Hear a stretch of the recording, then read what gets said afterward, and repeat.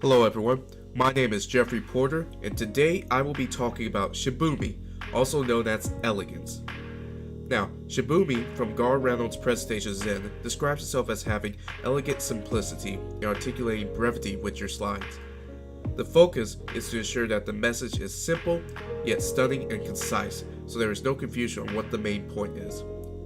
Shibumi exemplifies this best as it shows it through 8 points that are ideal to make your slides better.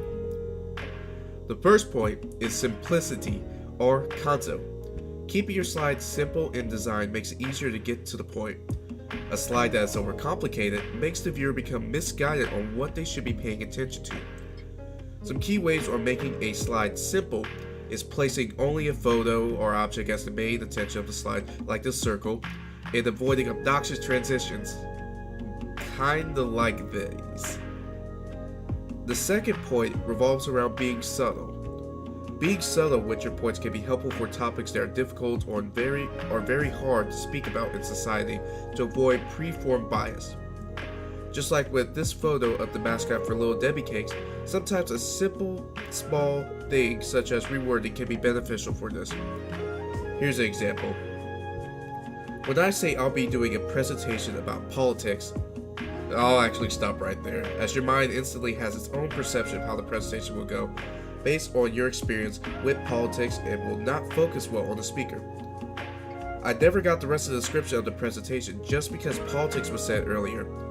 Now, what if instead of politics, I began the presentation talking about debates and arguments and how we are always interested in being right to prove we're better at discussions and why that's an issue. After that, I transitioned into why the Democrats and Republicans should try to find a way to work together instead of fighting one another. That was a little easier to transition to what the point of the presentation was about in the second example there. The third point is being elegant with your work. Your presentation slides shouldn't be slapped together at last minute. They should instead be thought about and presented as clear and beautiful as possible. Give your slides the same thoughtfulness and care as you do with anything else that you enjoy, and you will be able to project yourself through your slides in a refined way. The fourth point is suggestiveness. This is similar to being subtle in the sense that you are implying at the main point and not be obvious about it. The difference is that instead of trying to conceal the point like being subtle, you are showing that there is a main point either through your slides or through conversation, if that makes any sense. It's a little confusing to distinguish the two in my opinion. The fifth point talks about being natural with your slides, or shizen. The slides used should have content that isn't altered but shown in the way that it was originally created. Just like this photo here.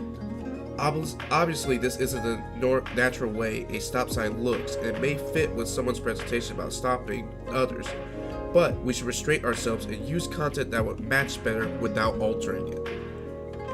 The sixth point, empty space, describes how it is great to not plaster everything onto a slide. Less is more when it comes to empty space. The extra space helps give more attention and importance to what is on the screen. The seventh point is tranquility. Tranquility can be interpreted as being in a calm state of mind that is peaceful and quiet. Most people often describe being in a tranquil state of mind whenever they look at scenery such as nature. In presentations, this can be achieved by not showing anything that shouts directly at the audience.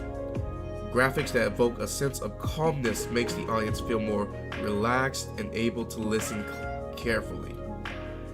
The final point is eliminating the non-essentials, like the points of simplicity and empty space. Getting rid of information such as lines in a bar graph or text can save your audience the hassle of trying to look at your slides to see and be confused about what the main point is. Now, I'm hopeful that this brief explanation is very helpful into the idea of Shibumi. So next time you decide what design method you'll go for, I hope you give Shibumi a thought.